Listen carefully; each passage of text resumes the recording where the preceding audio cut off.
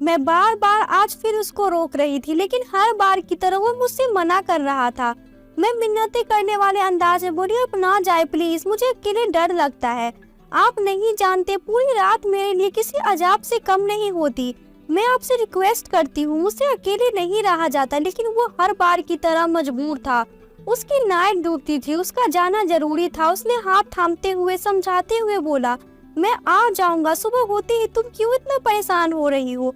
आप जानते हो ना मेरी जॉब कैसी है, मैं जाने से मना करूंगा तो वो लोग मुझे जॉब से निकाल देंगे, और अगर मेरी जॉब छूट गई तो हम लोग घर का गुजारा कैसे होगा?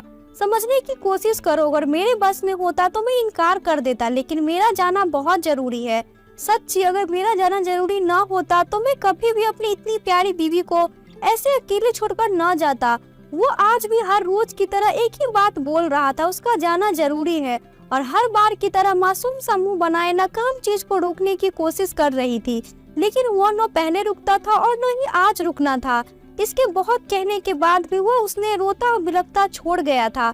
उसके जाने के बाद वो डर से कांप रही थी, उसका नन्हा सा दिल कांप रहा था, क्योंकि वो अच्छे से जानती थी अब उसके साथ क्या होना है। पति के जाते ही इसके साथ जो बदतर जिंदगी होती थी वो बोलकर बताने के भी काबिल नहीं थी। डर तो लगा ही था, जब वो कई दिन से बर्दाश्त करती आई थी, अब और बर्दाश्त करने की हिम्मत और ताकत खत्म हो गई थी। इसने सोच लिया था और रात भर सोएंगी ही नहीं तो सब कुछ ठीक रहेगा। लेकिन यह सिर्फ उसकी सोच थी।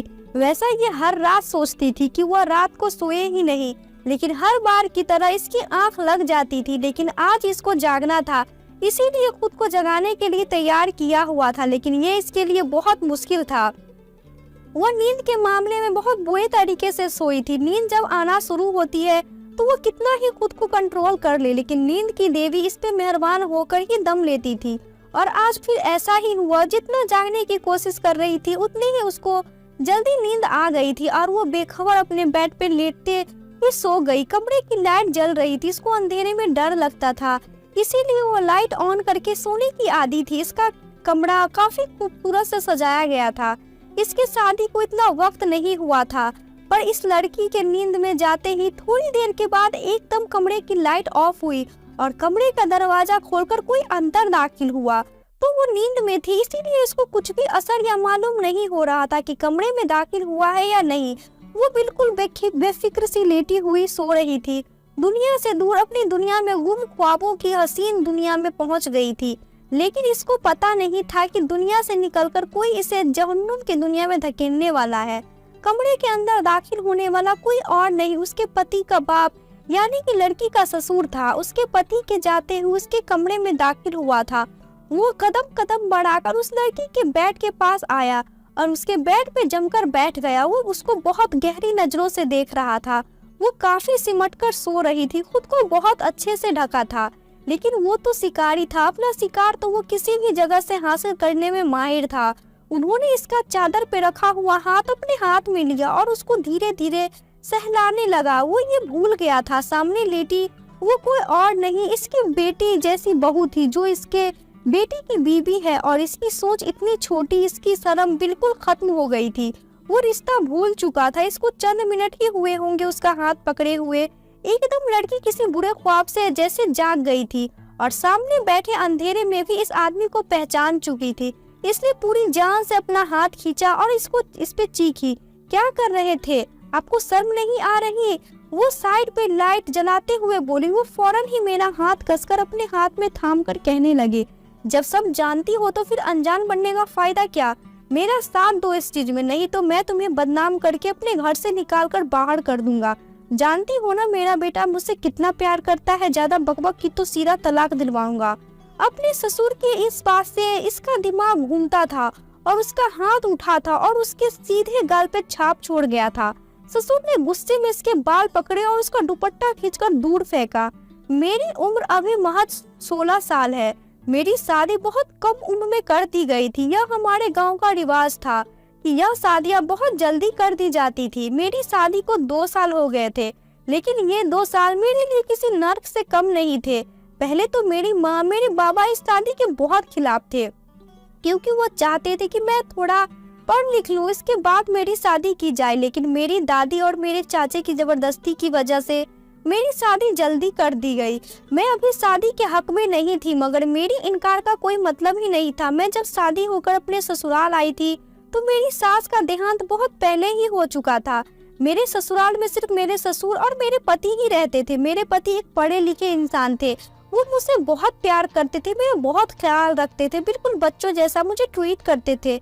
मैं अपने पति की बहुत लाडली थी। जिस तरीके से मेरे बाप ने मुझे बहुत प्यार और लाड से पाला था, इसी तरीके से मेरे पति भी मेरे लाड उठाते थे। उन्होंने तो मुझे यह तक ऑफर की थी कि वे अपनी पढ़ाई जारी रखे, लेकिन मैंने इनकार कर दिया था क्योंकि मैं आगे नहीं पढ़ना चाहती थी। मुझे पढ़ने का शौक बहुत था, लेकिन बस घर की जिम्मेदारियों ने मुझे करने की इजाजत नहीं दी थी और मैं बहुत थक चुकी थी।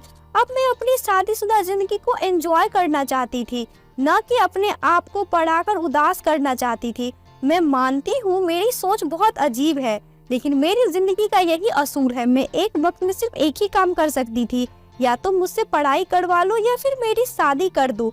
लेकिन उन्होंने मुझे काफी बार फोर्स किया था, लेकिन मेरे बार बार इनकार करने पे भी वो चुप हो गए थे। लेकिन उन्होंने मेरी बात का कोई बुरा नहीं माना था।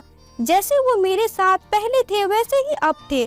इसकी वजह से मैं अपने पति के साथ बहुत खुश थी, क्योंकि वो मेरा बहुत ख्याल रखते थे, मुझे बहुत प्यार करते, कभी न डांटते थे और न मारते थे। जबकि हमारे गांव में एक रिवाज बहुत खराब था, अगर औरत से कोई गलती हो जाए तो उसे भेड़ बकरियों की तरह ट्रीट किया जाता था। लेकिन मेरे पति सबसे अलग थे। वो सब जैसे नहीं थे। वो एक पढ़े लिखे इंसान थे। पढ़े लिखे तो बहुत होते हैं, लेकिन उनमें से कुछ इंसान होते हैं जो मेरे पति थे। मैं कोई गलती कर दूं तो प्यार से समझाते थे। उनके साथ काफी अच्छी जिंदगी गुजर रही थी। मेरे पति की उम्र भी ज्यादा नहीं थी। मैं 16 साल की थी और वो 20 साल के थे, जिसकी वजह से हम दोनों की बहुत जल्दी ही मंगनी हो गई थी। जब मेरे माँ बाप ने मुझे मेरे घर में खुश देखा तो वो लोग भी शादी के लिए राजी हो गए थे और बहुत सुकून से हो गए थे। उनकी बेटी खुश है, मगर उन्हें मालूम नहीं था कि खुशियाँ नकली है। लेकिन मुझे अंदाजा नहीं था कि शादी के कुछ दिनों बाद ही मेरी जिंदगी नर्क बन जाएगी। जिनको मैं अपना बाप समझती थी वो मेरे साथ ये सब करेंगे। मुझे घिन आती थी उन्हें अपना बाप समझते हुए भी। अब मैं सच बताना चाहती थी अपने पति को, लेकिन मैं कुछ भी बताने से डरती थी, क्योंकि वो अपने बाप से बहुत प्यार करते थे। ये बात सच है, क्योंकि उनके बाप ने उनकी माँ के मर जाने के बाद उन्हें बाप और माँ दोनों बनकर पाला है, उनके हर जरूरत को पूरा किया था। वो कैसे अपने बाप के खिलाफ कुछ भी मेरे मुंह से कोई बात सुन लेते। अगर मैं उन्हें कुछ भी बताती तो मुझसे ही दूर हो जाते और मेरी बात का यकीन नहीं करते। और मैं ऐसा कुछ भी नहीं करना चाहती थी कि मेरे पति मुझसे दूर हो जाए, क्योंकि उनका ऐसा रवैया बिल्कुल भी बर्दाश्त नहीं कर सकती थी। बाप के बाद अगर मैंने किसी से बहुत ज्यादा मोहब्बत की है तो वो मेरा पति है और कोई नहीं। मैंने अपनी जिंदगी में पहले मर्द यानी कि मेरे पापा से बहुत मोहब्बत की है, और अगर दूसरा कोई मर्द मेरी जिंदगी में आया है तो वो मेरा पति है, जिसको मैंने बेहद प्यार किया है और उनको खुद से जरा भी दूर नहीं कर सकती, क्योंकि मेरी आदत ही ऐसी है कि अगर कोई मुझसे जरा डांट दे तो मेरे आंसू नहीं रुकते, और जिसे मैं प्यार करती हूँ अगर वो मुझसे जरा भी नाराज हो जाए तो मुझसे बर्दाश्त नहीं हो पाता। इस वजह से मैं डर जाती थी कि अगर मैंने उन्हें कुछ भी बताया तो उनका रिएक्शन क्या होगा। इसीलिए मैं पिछले 2 सालों से इस बात को छुपाए बैठी थी। लेकिन अब मैं उन बातों और उन चीजों से बहुत तंग आ गई थी। मैं अब थक चुकी थी। उन चीजों और बातों से मैं रातों और को नहीं जाग सकती थी। अब मेरे में इतनी हिम्मत नहीं थी कि मैं सारी रात जागकर गुजार दूं। डर और जिल्लत के मारे रातों को जागने की वजह से मेरी तबीयत बहुत खराब रहने लगी थी और दिन भर भी मुझसे कोई काम ढंग से नहीं होता था। मैं दिमागी टेंशन का शिकार हो गई थी। मेरे पति मेरी ऐसी उलझी हुई हालत और बिखरा हुलिया देखकर अक्सर मुझसे पूछते, तुमको क्या परेशानी है? लेकिन मैं उनको कुछ भी नहीं बता सकती थी, क्योंकि उनका बाप एक बहरूपिया था। वो अपने बेटे के सामने मेरे साथ इतने अच्छे तरीके से पेश आते थे कि मेरा पति भी बोलता था कि बाबा तुमसे बहुत प्यार करते हैं, तुम्हें बिल्कुल अपनी सगी बेटी समझते हैं, तुम बहुत खुश नसीब हो कि तुम्हें ऐसा ससुराल मिला है। और मैं खामोश हो जाती थी। मेरे पास बोलने के लिए एक लफ्ज नहीं होते थे। मैं किस तरह से अपने पति को समझाती कि इसका बाप एक भेड़िया है जो तुम्हारे जाने के बाद ही तुम्हारी इज्जत को रौंदने की कोशिश करता है। अब मैं रोज रोज अपने जिस्म की धमकियों से तंग आ गई थी। मैं चाहे इससे खुद को कितना भी बचाती, लेकिन वो मेरे साथ हैवानियत की हदें पार कर रहे थे। उन बातों की वजह से मैं इस घटिया हरकत बर्दाश्त नहीं कर सकती थी और मुझे इतना गुस्सा आया कि मैंने ये भी नहीं सोचा कि वो मेरे बाप की उम्र के हैं। मुझे जरा भी ख्याल नहीं आया कि मैं क्या कर रही हूँ। बस मेरा हाथ उठा और मेरा हाथ उनके मुंह पे गहरी छाप छोड़ गया। लेकिन जैसे ही मेरे बाल उन्होंने पकड़े, कमरे का दरवाजा खुला था और मेरे पति कमरे में दाखिल हुए। वो इस मंजर को देखकर सुन्न होकर रह गए थे। वो बाप जो मुझे हर बार बेटी बेटी कहकर बुलाता था, वो आज मेरे बाल पकड़े हुए बैठा था। मेरे जैसे ही नजर दरवाजे की तरफ पड़ी, मैं उनसे बाल छुड़वाकर अपने पति की तरफ भागी और उनके सीने से लग गई थी। मेरे आंसू नहीं रुक रहे थे, मैं जर्रों कतार रो रही थी और करण भी बेयकीनी निगाहों से अपने बाप की तरफ देख रहे थे। उन्हें यकीन नहीं आ रहा था कि ये सब कुछ क्या हो रहा है। मैं बिना दुपट्टे खुद से लापरवाह उनके सीने से लगी जर्रों कतार रोए जा रही थी। उन्होंने मुझे गले से भी नहीं लगाया था, बस अपने बाप को देखे जा रहे थे जो बौखलाए हुए सामने खड़े हुए थे। उन्होंने गुस्से भरी आवाज में अपने बाप की तरफ देखते हुए पूछा, आप रात के इस वक्त मेरी बीवी के कमरे में क्या कर रहे हैं और इसके बाल कैसे आपने पकड़े थे? उनका लहजा इतना गुस्से वाला था, एक लम्हे के लिए मेरा दिल कांप गया था। वो बहुत बुरे तरीके से घबरा गए थे। अब उनके मुंह से एक लफ्ज नहीं निकल रहा था। वो बेचैनी से बस इस कमरे से निकलना चाह रहे थे। मेरे पति ने मेरी तरफ मुंह करके मुझे खुद से अलग किया और आहिस्ता से पूछा, आरोही ये क्या कर रहे हैं और ये तुम्हारे बाल क्यों पकड़े हुए थे? डरो नहीं, रो नहीं, सब बताओ क्या बात है। मैंने अपने आंसू साफ किए, फिर उनको खुद पे बीती हुई एक एक बात बताने लगी। करण, ये 2 साल से हो रहा है मेरे साथ। मैं इसीलिए हर रात आपको जाने से रोकती आई हूँ। जैसे आप घर से जाते हैं मेरे साथ ये बदसलूकी करना शुरू कर देते हैं, मुझसे गलत गलत हरकतें करते हैं, मुझे परेशान करते हैं। अगर मैं आपको बताने का बोलूँ तो मुझे धमकी देते हैं कि ये मुझे तलाक दिलवाकर इस घर से निकाल देंगे। मैं बहुत परेशान थी उन बातों की वजह से, इसीलिए आपको ये बात न बता सकी कि आप अपने बाप से बहुत प्यार करते हैं। मेरी बात पे आप यकीन नहीं करेंगे बल्कि मुझ पे शक करेंगे, इसीलिए मैं आपको कुछ नहीं बताती। लेकिन अब बहुत हो गया। आज भी वो मेरे साथ सब कुछ करना चाह रहे थे। आज मुझसे बर्दाश्त नहीं हुआ और मेरा हाथ उठ गया, इसीलिए बाबा ने बदले में मेरे बाल पकड़े। लेकिन मैं सच कह रही हूँ करण, मैं बेकसूर हूँ। ये हर बार मेरे साथ यही करते हैं। मैं बहुत परेशान हूँ सब चीजों से। प्लीज मुझे इस घिनौने और घटिया पाप से बचा लो। मैं अब थक चुकी हूँ, मैं और यह बर्दाश्त नहीं कर सकती। मैं रातों को नहीं जाग सकती। मेरे आंसू नहीं रुक रहे थे, मेरी आंखों से रो रो कर लाल हो रही थी। मेरा अंदाज इतना ज्यादा दुख भरा था। उन्होंने बेयकीनी निगाहों से अपने बाप की तरफ देखा जो निगाहों के नीचे रखे हमारी बातों को सुन रहे थे। उनका गुस्सा 7वें आसमान पे पहुंच चुका था। उन्होंने गरजती हुई आवाज में अपने बाप से पूछा, बाबा अब आप मुझे बताएं कि क्या बोल रही है और आप मेरे कमरे में इस वक्त क्या कर रहे हैं? मैं आपसे कब से सवाल कर रहा हूँ। मेरे पति की आवाज बहुत तेज हो गई थी, लेकिन मेरे ससुर अब ऐसा लगता था बहरे गूंगे हो गए थे। बाबा मैं जवाब का इंतजार कर रहा हूँ। मेरी बीबी क्या बोल रही है? आप इसके साथ क्या करते आए? मुझे आज सब कुछ जानना है। बाप की उनकी आवाज और गुस्से से बहुत ज्यादा डर गए थे और करण से कहने लगे, मैं इसके कमरे में नहीं आया था, ये खुद मुझे अपने कमरे में बुलाकर लाई थी। तुम नहीं जानते ये बहुत घटिया गलत औरत है, तुम्हारे पीठ पीछे मुझे पाप के लिए रुखसाती है, लेकिन मैं इसकी बात नहीं मानता। अब जब इन्हें तुम्हें देखा तो सारा इल्जाम मुझ पे डाल दिया है। तुम इसकी बात पे हरगिज यकीन मत करना। मैं तुम्हारा बाप हूँ, तुम मेरे बेटे हो, ये गैर औरत है। उन्होंने कमजोर सी दलील देनी शुरू कर दी, मगर उनका अंदाज और उनका लहजा उनका साथ नहीं दे रहा था। तब करण गुस्से से बोला कि मुझे आपको अपना बाप कहते हुए शर्म आती है। जब मेरे ससुर ने देखा कि उनका बेटा उनका झूठ पहचान गया है तो एकदम से उन्होंने बात बदली।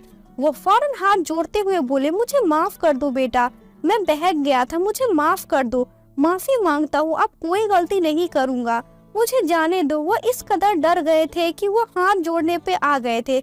मेरे पति बेयकीनी हो गए थे जिसकी कोई हद नहीं थी। उसके मुंह से हैरान अंदाज में ये लफ्ज निकले, मुझे यकीन नहीं आ रहा था आप जिसको बेटी कहते आए थे आप इसके साथ साथ ये सब कर रहे थे, यह जानते हुए भी कि वो आपके बेटे की बीवी है। ये बेचारी रात को सो नहीं पाती, दिमागी तकलीफ बढ़ती जा रही है। जब जब इससे पूछता हूँ वो मुझे जवाब नहीं देती, बस तबीयत सही नहीं है यह बोलकर हमेशा टाल देती है। और मुझे आज सारी बातें समझ आ रही है कि ये ऐसा सब कुछ क्यों करती है, सिर्फ इस वजह से कि कहीं मैं इसको तलाक ना दे दूं। मुझे घिन आ रही है आपको अपना बाप कहते हुए। करण बहुत ज्यादा दुखी थे। बेटा ऐसा नहीं बोलो, मैं अब ऐसा कुछ नहीं करूँगा। वो एक बार फिर रोते हुए बोले, मैं क्या माफ करूँगा आपको, रब से आपको माफी मांगनी चाहिए। अब तो आप हर रिश्ते का महत्व भूल चुके हैं। जिनको ये शर्त नहीं रहे कि बेटे और बहू में कौन होती है, उनके साथ किस तरीके से पेश आना होता है। आप मेरे बाप कहलाने के काबिल नहीं है, घिन आ रही है। अब आप मुझसे, आपको अपना बाप कहलाते हुए भी शर्म आती है। जाए आप यहाँ से। उनकी आवाज गुस्से की वजह से कांप रही थी। वे बात सुनते ही फौरन से कमरे से निकले थे और अपने कमरे की तरफ भाग गए थे। मैं अभी भी सर झुकाए रोने में बिजी थी।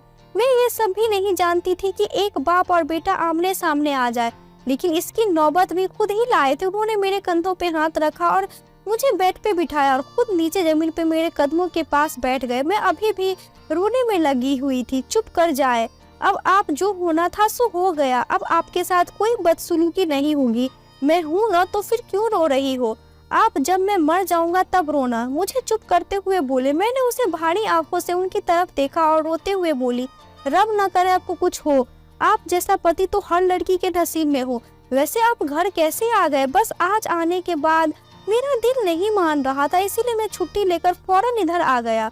और मुझे पता नहीं था मेरे घर में कयामत आने वाली है। मगर मुझे माफ कर देना, मैं तुम्हारी सुरक्षा नहीं कर पाया। तुम्हारा डर भी अपनी जगह सही था। यकीनन अगर तुम मुझे अपनी जुबान से मुझे मेरे बाप के बारे में सारी हकीकत बताती तो मैं कभी भी तुम्हारी बात पे यकीन नहीं करता, क्योंकि मैं अपने बाप से बहुत प्यार करता हूँ और उनको बहुत शरीफ इंसान समझता था। मुझे मालूम नहीं था कि वो तो आस्तीन का सांप बनकर बैठे हैं। शायद रब ने ही आज मुझे जल्दी घर भेज दिया, क्योंकि जब तक मैं अपनी आंखों से सब नहीं देखता तब तक मुझे यकीन नहीं आता। मैं जानता हूँ तुम बहुत तकलीफ से गुजरी हो। मेरे बाबा ने तुम्हारे साथ जो कुछ भी किया, क्या वो बहुत गलत किया है। मैं उनकी गलती का हर्जाना तो नहीं कर सकता, मगर तुमसे वादा करता हूँ कि आइंदा कभी भी तुम्हारी तरफ से कोई ऐसी गलती नहीं करूँगा। करण मुझसे माफी मांग रहे थे और उनकी नजर शर्म से झुकी हुई थी, जिनके बाप ने उनको शर्मिंदा करवा दिया था। सुबह होते ही मेरा ससुर अपना बोरिया बिस्तर समेटकर गांव की तरफ रवाना हो गए थे। जाते हुए अपने बेटे से कहा, शैतान ने मुझे भड़का दिया था। तुम नाइट ड्यूटी पे चले जाते थे, पीछे हम दो घर अकेले रहते थे। यह वह कमजोर लम्हा था जो मुझे पाप के लिए उकसाता था। मैं जानता हूँ मेरी गलती है, माफ कर दो। माफ करने के काबिल नहीं हूँ और हम दोनों एक छत के नीचे नहीं रह सकते, क्योंकि तुम जब मुझे देखोगे तो तुम्हें सब बात याद रहेगा और तुम अपनी बीवी को घर में अकेले भी नहीं छोड़ पाओगे, क्योंकि तुम्हें मुझ पे भरोसा नहीं रहा। मैं तुम्हारे भरोसे के लायक भी नहीं हूँ। जब मैं तुम्हारी तरफ देखूंगा तो शर्म से नजर नहीं मिला पाऊंगा। इसीलिए बेहतर यही है कि मैं गांव चला जाऊं, अपने पुराने घर में, और अपनी बाकी जिंदगी वहीं पे गुजारूं। मेरे पति बिल्कुल चुप हो गए थे, इसलिए अपने बाप को रोकने की कोशिश नहीं की, ना ही उनसे कोई बात की थी। मेरे ससुर के जाने के बाद मैंने अपने पति को कहा कि आप उन्हें माफ कर दे। वो आपके बाप है, आपके सिवा उनका कोई नहीं है। लेकिन मेरा पति इस बारे में कोई भी बात करना नहीं चाह रहा था, क्योंकि जिस शख्स पे बहुत ज्यादा मान होता है, जब वही शख्स आपको भरोसा तोड़ दे तो बहुत ज्यादा तकलीफ होती है और जख्मों को भरने में काफी वक्त लग जाता है। वक्त का काम है गुजर जाना। वक्त अपनी तेज रफ्तार से गुजर जा रहा था। मैं एक बेटे की माँ बन गई थी, लेकिन इस वाक़ये के बाद मेरे ससुर कभी भी पलटकर वापस नहीं आया था। वो बीमार रहने लगा था। मेरे पति अक्सर गांव में अपने बाप से मिलने जाते थे। एक दिन मेरे पति ने कहा कि बाबा तुमसे माफी मांगना चाहते हैं और अपने पोते को देखना चाहते हैं। मैं तुमसे ये नहीं कहूँगा कि तुम बाबा को माफ करो, क्योंकि वो तुम्हारे मुजरिम हैं। जैसा तुम्हें बेहतर लगे तुम वही फैसला करना। मैंने करण का चेहरा पढ़ लिया था। मैं उनके बगैर कहे उनकी बात समझ लेती थी। वो भी शायद यही चाहते थे कि मैं अब उनके बाप को माफ कर दूं, और मैंने करण के बाबा को माफ कर दिया था, क्योंकि करण बहुत मोहब्बत करने वाला पति और बहुत ही अच्छा इंसान था। अगर करण की जगह कोई और मर्द होता तो अपनी आंखों से देखने के बावजूद भी वो अपने बाप पर इल्जाम नहीं लगाता, बल्कि बीवी को ही घर से निकाल देता। मैं खुशकिस्मत थी कि मुझे करण जैसा इंसान मिला था। मैंने करण से कहा, मैंने उनको माफ कर दिया है। करण यह सुनकर बहुत ज्यादा खुश हुए और हम लोग अपने बेटों को लेकर गांव चले गए। जब मैंने अपने ससुर को देखा तो मैं हैरान रह गई। वो पहले वाला रौब दबदबा अब कुछ भी उनके पास नहीं बचा था। वो बहुत कमजोर और बूढ़े लगने लगे थे। जब मैं उनके पास गई तो उन्होंने मुझे देखकर एकदम से हाथ जोड़ लिए। वो मुझसे माफी मांगना चाहते थे और मैंने उनको माफ कर दिया था, क्योंकि उनकी आंखों में आंसू थे और शर्मिंदगी के आंसू थे। इसने वक्त गांव में अकेले रहकर शायद उनको अपनी गलती का एहसास हो चुका था, इसीलिए वो अपनी गलती पर शर्मिंदा थे। मैंने उनको माफ कर दिया था। वो अपने पोते से मिलकर बहुत ज्यादा खुश हुए और मैंने और करण ने उनको वापस शहर लाने को कहा तो वो शहर आ गए थे, क्योंकि अब उनकी तबीयत ऐसी नहीं थी कि वो गांव में अकेले रह पाता। हालांकि गांव में एक लड़का उनके साथ हर वक्त रहता था जो उनके कामकाज खाने का इंतजाम करता था, लेकिन एक बेटा होने की हैसियत से करण की भी कुछ जिम्मेदारियां, कुछ फर्ज बनते थे। वो उनसे मुंह नहीं मोड़ना चाहते थे और मैं करण को बांधकर नहीं रखना चाहती थी। रब ने मेरी मदद की थी, मुझे बचाया था, मेरी इज्जत सुरक्षित रखी थी। मुझे और क्या चाहिए था। मैंने दिल से अपने ससुर को माफ कर दिया था। मेरा ससुर ज्यादा वक्त जिंदा नहीं रहा था, लेकिन करण की नजरों में मेरी इज्जत और बढ़ गई थी, क्योंकि मैंने अपने ससुर की बहुत सेवा की थी और उनको माफ कर दिया था। करण जैसे पति रब सबको दे, जो बीवी को इज्जत और मान देते हैं। करण ने इतना कुछ किया था तो मेरा भी फर्ज बनता था कि मैं भी उसके लिए कुछ करती। इसीलिए मेरी हमेशा यही कोशिश रहती थी कि मैं उनको जिंदगी में आसानी पैदा करूं, न कि उनको हमेशा परेशान करूं। फिर जब तक पति पत्नी भी एक दूसरे का एहसास नहीं करते तब तक वो सुकून की जिंदगी नहीं गुजार सकते। इस सब में मैंने भी यह सबक सीखा है, किसी को माफ करना बहुत ही बड़ा काम है और सबकी नजरों में आपकी इज्जत बढ़ जाती है और मेरी भी इज्जत करण की नजरों में बढ़ गई थी। आज की कहानी आपको कैसी लगी? इस कहानी के बारे में कमेंट करके हमें जरूर बताएं। वीडियो को लाइक करके चैनल को सब्सक्राइब कर लीजिए, साथ में घंटी को दबाकर ऑल पे कर ले ताकि आने वाली वीडियो का नोटिफिकेशन आपको तुरंत मिले। मिलती हूँ अगले वीडियो में, तब तक के लिए धन्यवाद।